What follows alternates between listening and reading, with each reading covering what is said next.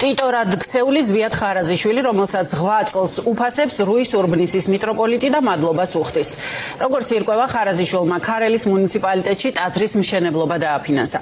საღოლაშენში წირვაზე იგი შინაგან საქმეთა ყოფილ მინისტრთან ადამიანის უფლებების განსაკუთრებით მძიმე დარღვევების გამოსავლენად შექმნილი მაგნიცკის სიის წევრ ვახტანგ გომელაურთან ერთად იმყოფებოდა.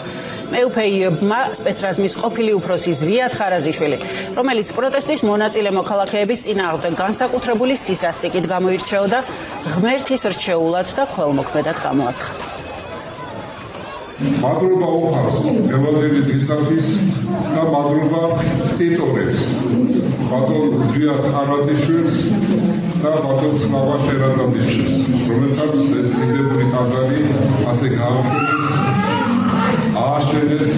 მე არაერთის მithვალ, რომ ტაძრის აშენება მარტო ფულით არ ხდება. ფული ძალიან ბევრს აქვს დღეს და აზრადაც კი არ მოდის, რომ ტაძარი ააშენოს.